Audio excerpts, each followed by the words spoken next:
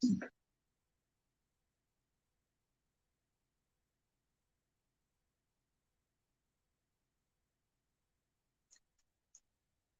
and love, family. Welcome again to the N.E.P.P.C podcast. I'm Brother Frank, and I'm with former political prisoner. Abdul Hawkins Islam, peace and love and black power. Today's episode, we focus on this idea of compassionate release. What does it mean to release someone compassionately? Right? We recently had to say goodbye physically to our brother, the beloved comrade and revolutionary Dr. Mutulu Shakur. So we continue to offer our condolences, and we continue to have strong, positive thoughts to the family of Mutulu Shakur. You know, he was our elder, and he did so much for us. And let us not forget about his contributions. But prior to us going into our today's discussion, let us talk about political updates so we can continue to get everybody informed about what our political prisoners are up to and how they are holding up. So Veronza Bowers, I just recently was on a call with one of his representatives, and she informed me that Veronza wants everybody to continue to keep him in positive thoughts. He's still waiting on the outcome of his parole hearing. He remains in good spirits. He's a very strong brother. As for Reverend Joy Powell, I was told that she remains in a law library. She's staying strong, and we want her to continue to stay strong. And when she's given the opportunity, she's going to contact me. She had contacted me before, but we only had about 60 seconds to talk. From that conversation, she gave her well wishes to everybody and told everybody to continue to keep up the fight. Ed Poindexter is still waiting for his prosthetic leg. His representatives informed me that we should continue doing what we're doing, make those phone calls, contact him best you can. He's dealing with a number of ailments, but he remains in strong spirits. We gotta let those who are holding him captive know that we are out here waiting for him to come home. And brother, speak on Imam Al-Jamil. Yes, Imam Jamil Al-Amin, his health is good. He's in a Tucson, Arizona prison. They refused to send him to another prison that has the best healthcare facilities. You know, right now there's a big move in Atlanta, petition going around to get him sent back to Atlanta, because Otis Jackson has confessed to the shooting, to the murder of the police officer. You know, the state had that information 3 days before Imam Jamil was arrested.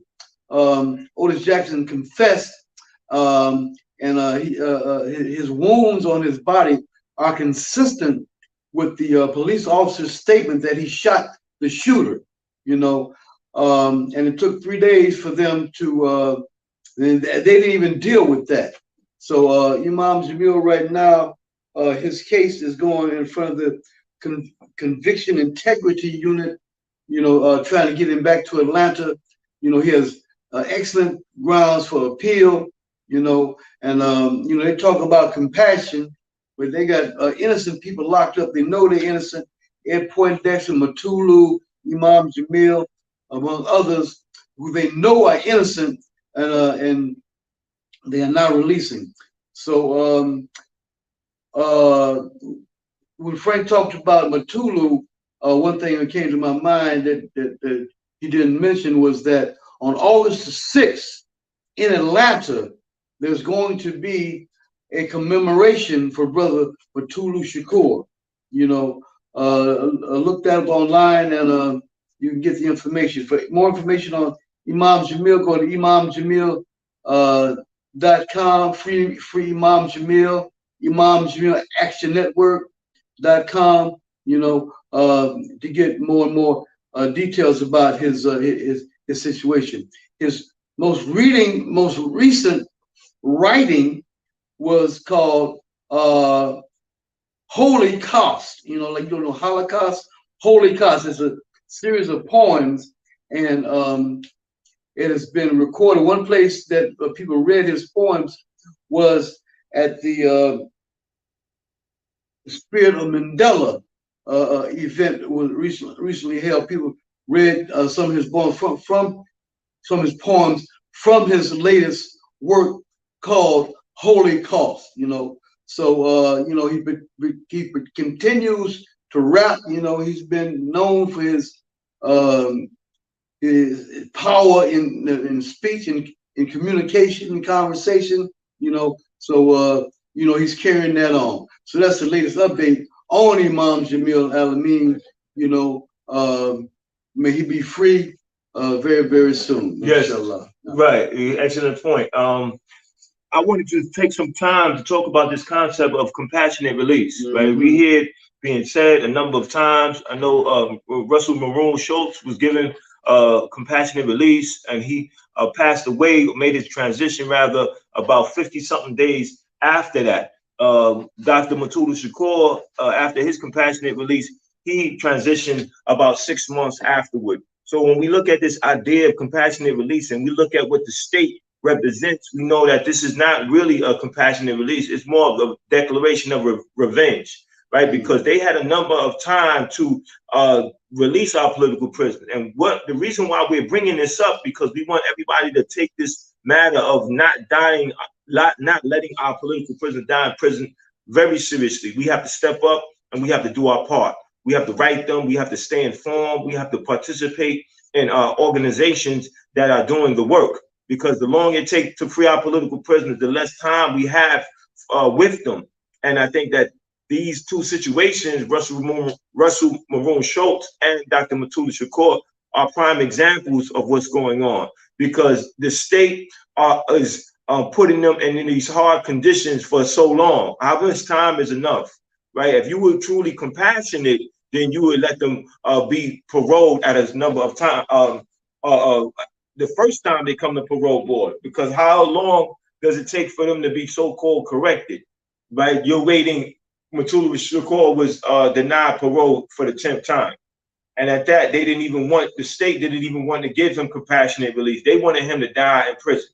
So the family went to court and was granted compassionate release. Yes, compassionate release are political victories. And we want to bring our political prisoners home on by whatever means, but we want the people who are not involved in political prisoner work to step up and get involved, get active at some level, because the seriousness of the matter, and we have to do a more thorough job with trying to free our political prisoners, because the clock is ticking.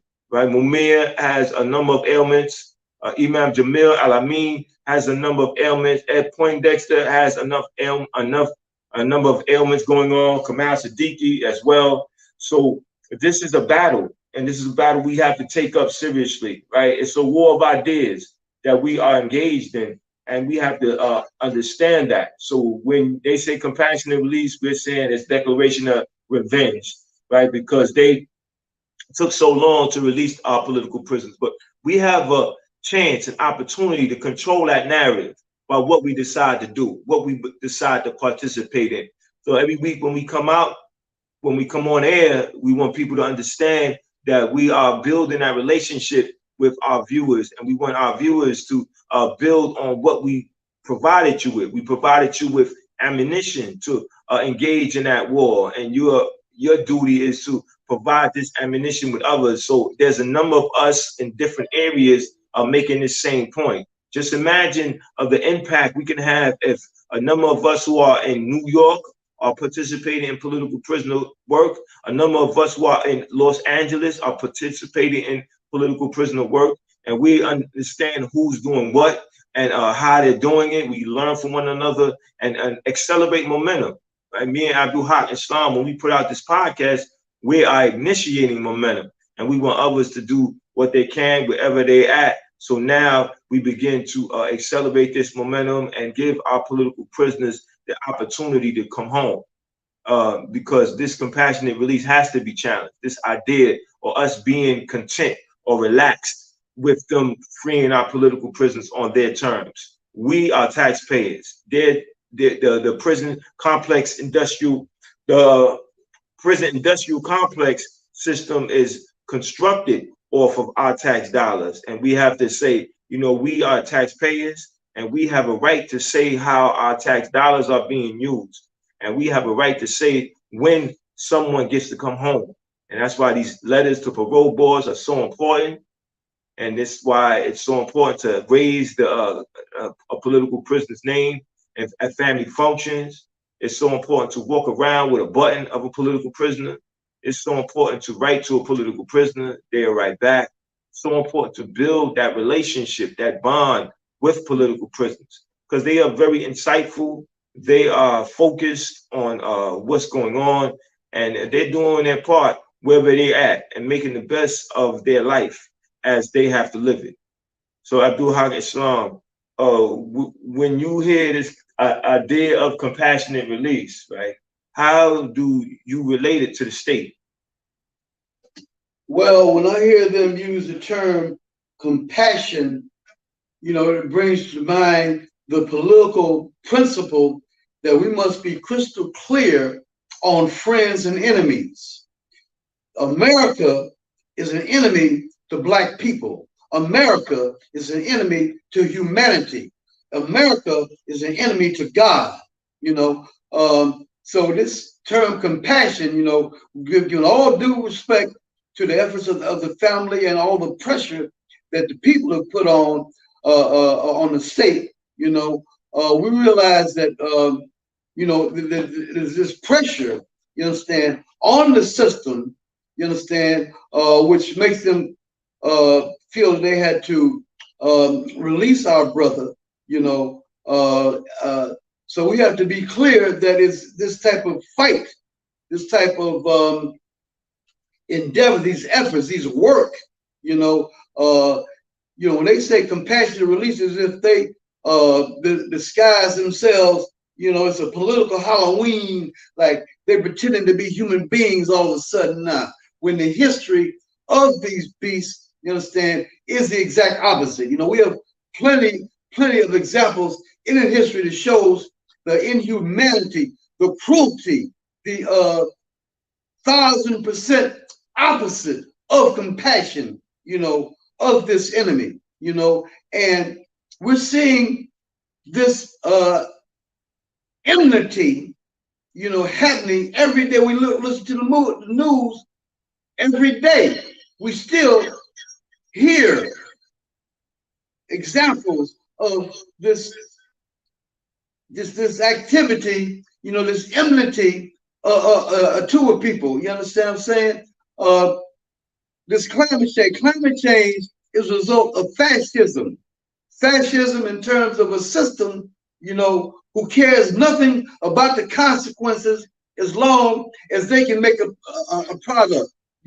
A system does not care anything about the total annihilation of every human, every living being on Earth. You understand? Because of rising temperatures, because of literal hell on Earth. In Iran the other day, the temperature was recorded as 152 degrees, and that's a couple of degrees short of what the human body can withstand without dying. Some Black children were in a cell in Angola. The temperature in there was 134 degrees. And we're seeing all over the world, examples, clear evidence of what the fascistic behavior of the most reactionary aspects of the bourgeoisie. You understand? Fascism. A very, very violent force against humanity, so they can make profits. And it's our people have to unleash a world war, you understand, of truth, against this false notion that these folks have some type of compassion. They supply Israel with millions of dollars every year to murder Muslims in Palestine. So America is the enemy of Islam. You see that? Yeah. Okay. America is an enemy to everything living and breathing on earth right now. You know, they say that that God has a covenant with Israel. God does not have a covenant with psychopathic killers, mass rapists, those who perpetuate genocide. God does not have a covenant with people like that. So we must be crystal clear on who are friends and enemies. We must look at material reality as opposed to a narrative about a world of make-believe, some make-believe compassion. We must act accordingly. We must continue to use a militant, a fighting attitude, you understand, to free our political prisoners. This is what's going to get our political prisoners free, not laying back, crossing our legs, thinking that, everything is all right now, be very, very clear on the use of language, you understand, to hypnotize, to mislead, to mislead you into a fantasy land. We got to deal with the hard reality, and the hard reality is we got to fight with all our might, you understand, to bring our political prisoners home, you understand, to spread the word among the masses about who our political prisoners are, what they've done for us, the appreciation that they have stood up for us against the most brutal, most inhumane, war against humanity that has ever existed. We got to appreciate that, and these enemies of humanity, the enemies of black people, the enemies of God, they try to trick us with some term like compassion, but no, we got to continue to fight, fight with all our might. What's it called? Free them all. Absolutely, the call is free them all. But that call, free them all, it has to be fueled by don't let political prisoners die in prison, correct, right? So we have the ammunition. We have to be fired up. We have to be bothered by the fact that we only had a few months left with our beloved comrade, fellow revolutionary, Dr. Mutulu Shakur. And we should let that be an example for how much more we need to do for other political prisoners, right? We know that we have an opportunity and chance. And one thing that we want to do, because the brother mentioned the name Otis Jackson, we want people to write to Otis Jackson and tell him to confess. I was told that he confessed, right? But we want him to confess it publicly. In fact, we want him on our show. We want to interview him, and we want him to say it to the public so we can make that go viral.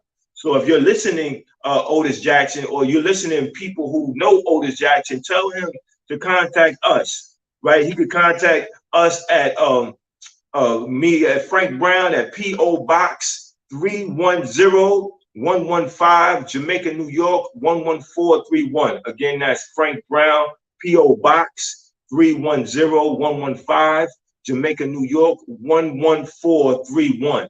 Or you could call me at 347-679-3936. Again, that's 347-679-3936. The DA is supposed to be doing his job or her job on this case, and we want to do our job. We represent the interests of our political prisoners. And we know that compassionate release means that the state has got everything they can out of our freedom fighter, and they want us to be reminded of who's in charge, as if they don't answer to us, right? The government's supposed to fear the people, not the other way around. And that's a true democracy when the government fears the people. So we got to know our power. We got to be organized. We got to be committed to doing what needs to be done to get the results we want. And the only way we can do that is by being organized. So that's why me and Abdul Haq Islam, regardless of all the challenges, you just see me get up to put the backdrop on as it fell down. But prior to us coming on, I had to make enough adjustments because we were having technical difficulties. But you remain vigilant. You remain focused on the task at hand, and which is to bring a program at whatever level to people who are willing to listen. people who are willing to understand the seriousness of the matter at hand, right? And that's why we're challenging our people when it comes to being relaxed and being complacent and understanding if all else fails, we'll get compassionate release. Yes, we'll accept that as a victory, right? But that's not the objective. The objective is to bring our political prisoners home ASAP. The only way we can do that is by doing more. So if you're listening now, one of the things you can do is to share this episode with at least 10 people and ask those 10 people to share with 10 people. And if you have not subscribed or you know others who have not subscribed yet, go to our YouTube channel, N.E.P.P.C, and hit the like button. Subscribe. Hit the like button now. All right, if you're watching this on Facebook, and share it, because we got some work to do. And we got to be focused. We got to be committed, because there will be more political prisoners if we are in this situation that we currently are regarding our relationship to the state and us being exploited and oppressed. And unless that doesn't go unchallenged, then you know, more of us will be political prisoners because of the ideas that we represent and the threat that we represent because of our relationship to the state. So let us continue to fight. Let us continue to communicate. Let us continue to have ongoing dialogue with one another around political prisoners. And let this be a serious issue at hand, as serious as any other issue at hand, because our political prisoners deserve that. Because regardless of how hard things may be currently, the things that we are experiencing in terms of our gains have not been given to us because of the sacrifices of others. You know, so we have to understand that very clearly, and we got to get down with something that's going to represent us moving forward. So that's why me and Abdul Haq Islam, regardless of the challenges we're faced, we know what work we have to do on Wednesday. And we encourage those who are listening to continue to do that work. So as we always say, write to a political prisoner, right? If you don't have an address, just contact us. You can contact me at Sefu Sankofa, SEFU SANKOFA and I can provide you with a link that can provide you with the address of a political prisoner you can write to. Or you can contact me at 347-679-3936. See, I don't mind giving out my telephone number, because my number belongs to the people. And I'm here to advocate for what's right in the interest of the people. And we have to exchange dialogue, right? Because I'm no superhero. I got flesh and bones. I bleed just like anybody else. But I know what it means to stand on principle. I know what was taught to me to stand on principle. And I know that it's an ongoing battle. But I do Haq Islam, why I attend to this again. Talk to the people about the importance of being diligent and committed. Yes, brother, you mentioned us getting the word around about Otis Jackson again. Otis Jackson confessed to shooting the police officers, that which Imam Jamil has been convicted for, and is an innocent man now serving time, you understand, something he didn't do.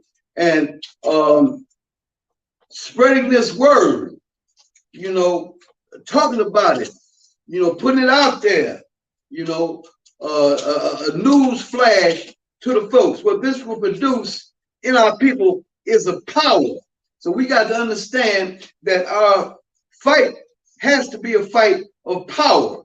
Our fight is not, you know, to seek some type of sympathy from the enemy, to allow the enemy to make believe that they got some type of compassion, some type of humanity, you know, when all the evidence of history shows something different. You know, let them get away with trying to pretend that they're religious, you know, that they are God-fearing, and they will obey God, you understand, when we see by their actions that their God must be some big Hitler in the sky, you know, because that is the type of, that's what they follow, a God of money and wealth and pride, you understand, and selfishness. You know, those are their gods, you know, they make them go around to every continent on earth, You understand? Murdering people, rape, rob, pillage, stealing land. You understand? That's who these folks are. So when they use the word compassion, we got to be crystal clear, on what that is as a tactic, and on what our attitude and understanding has to be of these folks. We understand we must distrust everything they say. You understand? We must look at all their lies and research what the truth is. You understand? And undergo a profound political education, which hits hard when you compare what the reality of the situation is and what some liar says about it, and this type of clarity, this understanding will create an energy in us, and energy will produce work in us to make things happen. Though nothing in the universe ever is accomplished without work being done, and the truth will produce that power in us, that energy in us to get some work, you understand, to raise to the highest heavens the call. What's the call? Free them all. Black power. Yes, indeed. Sorry about that. A sign falling down like that, but things happen. But the work has to be. So yes, the work has to continue to go on, and so some technical difficulties will come our way, but we know that we still have to be productive. We have to produce. Just like our political prisoners continue to fight, we have to be where we at and do what needs to be done to get the results we want. And that's why it's very important that the show goes on. Right? Challenges come, challenges are faced with, but we know who we are. We know what needs to be done. And that's why, we appreciate the patience and the time that people have with us. We appreciate the love that people show to us, because this is indeed a very important program that we have, that we put together every Wednesday at noon, because, I know there are some that really tune into what's happening, and there are some that understand what's happening, because no group of people can relate to people being incarcerated like Black people, right? We know that we represent a certain portion of the population that's incarcerated. So, we can relate directly to political prisoners. And once we understand our social conditions and we start to get politicized at some level, then we understand what is happening. We understand what we need to do, and we decide that we're going to do it. We're going to step up and we're going to face the challenges head on. We're going to encourage others to do so, and we're going to be diligent with our work until the work is done. And that's going to take some time, right? But it starts off with what you decide to do. It starts off with the fact that you're going to step up and you're going to be responsible, and you're going to own up to what you need to be owning up to, regardless of who's with you or not, because our dear political prisoners are looking for us for change. And change meaning them coming home, right? Joy Powell misses her family and her family misses her. We know that there are many political prisoners that, we don't talk about enough, but, we'll work on getting better, right? And it's going to take some time, and it's going to take us taking on the responsibility of stepping up to the challenge, right? When we speak about our beloved comrade, Joseph Jojo Bowen, and him being a prisoner of consciousness, that brother put everything on the line because of his understanding of his situation. And we got to understand the seriousness in that matter and how we need to relate to it.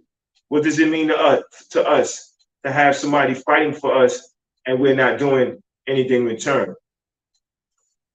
And another important point we have to make, right, before we close out this episode, is this important album, Veronza Bowers. Right. Veronza is doing his work inside the prison, and he needs to be heard. So for all of those who are unaware, Veronza has an album that's on all streaming platforms that should be heard. And just looking at his situation, right, and Veronda Bowers is waiting for them to give him a decision on his parole, right? And you know, this is an example of them holding up his life, right? You want to squeeze him for everything you can. So now you claim when you decide to provide compassionate release that that's being compassionate. But we know otherwise. We know that you want to be in a position of extreme power. You, meaning the state, wants to control the narrative. So my brothers, my sisters who are viewing, we're going to close it out now. We just want you to think about that idea of compassionate release. What does it mean? Does it mean really that the state has compassion for political prisoners? Or does it mean that the state is making a declaration of revenge? Like, these are not just sentences, these are revenge sentences, as evidenced by the fact that after the state has squeezed every drop that they could from our political prisoners, then they release them to us, and then they don't have much time left to live. So, brother Abdul Hakistan, your closing remarks, my brother. With statements like compassionate release, do not forget, do not lose sight of the pressure that the people have put on the system. You know, be conscious of your power. Be conscious of the value of work. You understand? We cannot, expect, compassion and kind treatment from this system, because they use the term compassionate release. We have to be crystal clear that this is a very, very cruel system, a very, very deadly system, you understand? And value and be conscious of the work, the efforts, the energy that we have used, you understand, to free our political prisoners.